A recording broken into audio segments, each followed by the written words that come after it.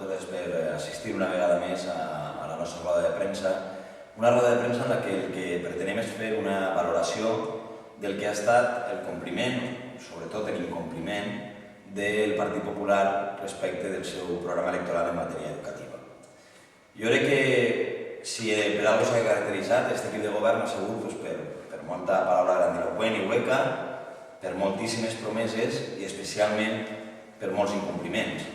És un equip de govern que es caracteritza especialment per buscar culpables. Mai tenen culpa de res, cobren el seu sueldo tots els mesos, però pareix que els culpables sempre són els demés. Encara que sí que han tingut una gran capacitat per a determinar les coses, per a crispar, per a generar malestar, per a socialistes, ara i en els 16 anys que duen en política tant Lina Insa com Filiberto Tortosa, i també per generar deute. És algo en el que han sigut especialistes, fins al punt de que han aconseguit que el síndic de comptes ens incluïsca a la seva llista negra per el nivell de deute en el que han deixat el nostre ajuntament. Per a que us feu una idea, com hem dit moltes vegades, en 4 anys de govern del PP, més els 2 anteriors, s'ha generat més deute que en 25 anys de governs progressistes. Per que us feu una idea, sols en l'any 2008, el primer any que l'equip de govern de Lina Insa va governar sencer, van fer un forat de 3 milions d'euros, exactament de 2,7 milions d'euros. I això ha sigut la seva gran especialitat. Ser irresponsables, buscar culpables i generar deute. Complir amb el seu programa electoral ben poquet i en matèria educativa encara menys, com ara veurem. Jo, sense més, vull donar la paraula a en Part perquè pugui dirigir-se al pla.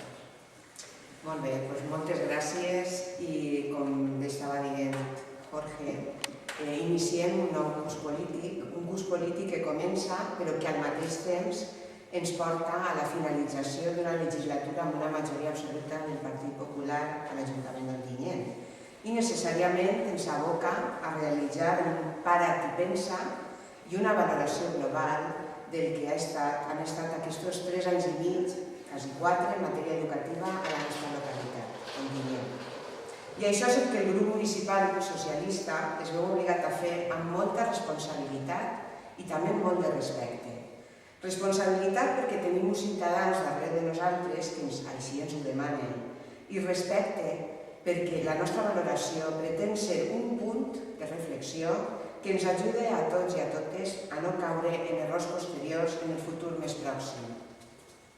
En primer lloc, si agafem el programa electoral que el Partit Popular va presentar als ciutadans i ciutadanes d'Ontinyent per portar a terme els següents 4 anys i canviar junts Ontinyent, si el poble dipositava la confiança en ells, doncs el primer que ens crida l'atenció és que amb tot el cúmul de propostes solament apareixen 9 referides a educació.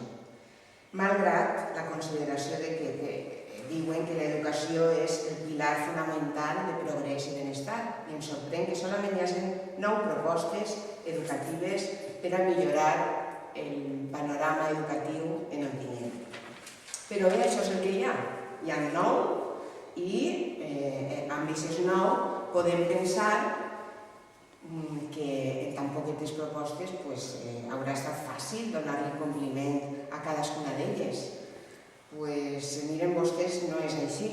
De les 9, pràcticament, anem a fer un repàs i veurem que poquetes han estat complides. Les 2 primeres propostes referides a la universitat, en el programa electoral del Partit Popular són, i llisc literalment, construcció d'un campus universitari de la zona del riu Clariana i millora de l'oferta educativa universitària a Ontinyent mitjançant l'augment de titulacions. Sí? Les han escoltat bé? Ja ens trobem amb els primers incompliments. Ni s'ha construït el campus universitari a la zona del riu Clariana, ni s'ha millorat l'oferta educativa universitària a Ontinyent, quasi més bé l'oferta universitària a Ontinyent ha estat en entredit i de moment es manté amb un futur sense massa estabilitat. Ja ens queden 7. Anem a per la següent proposta. Remodelació de vies de l'estació. També han escoltat bé, el de l'estació. Un centre que es va construir l'any 1970 amb quasi 700 alumnes que es graduen anys rere anys amb els compromisos constants de que el projecte ja està, de que ja va licitar-se l'obra, però passen els dies, passen els mesos i el que és pitjor, passen els anys i aquest IES continua sense la seva remodelació promesa. La següent proposta intercala una miqueta de positivisme, ja que es veu complida almenys en una part. La proposta dia, obertura d'una escola oficial d'idiomes a Ontinyent. Encara que no s'ha aconseguit l'obertura d'una escola oficial d'idiomes, tal com expressaven en el seu programa electoral, haurem de reconèixer que s'han aconseguit uns aularis a l'IES Pou Clar per evitar que centenars d'estudiants d'idiomes d'Ontinyent s'hagin de desplaçar a Xàtiva o Alcoi. Això és un avanç important i del qual pensem que tots hem de sentir-se orgullosos. Però l'equip de govern no es pot conformar en que no es disposen de les instal·lacions ni de recursos humans que una escola oficial d'idiomes ha de tenir. Així com no s'ha de conformar en que encara alguns estudiants que cursen el nivell avançat hagin d'anar a Xàtiva perquè Ontinyent no disposa d'aquesta oferta. Ens en queden 5 propostes. Total adaptació dels centres educatius a la LOMCE. Aquesta és la següent. Així sí que em permetran que d'alguna manera els preguntes que feren aquesta proposta, si realment sabien el que estaven dient i si realment saben el que suposa adaptar els centres educatius a la LOMCE i què és el que han fet durant aquests anys. Perquè atenent-se a la normativa vigent, Ontinyent encara queda algun centre que en aquest moment no disposa ni d'ascensors ni de mecanismes de cap tipus per afavorir l'accés a l'alumnat o al professorat docent amb problemes físics i de mobilitat.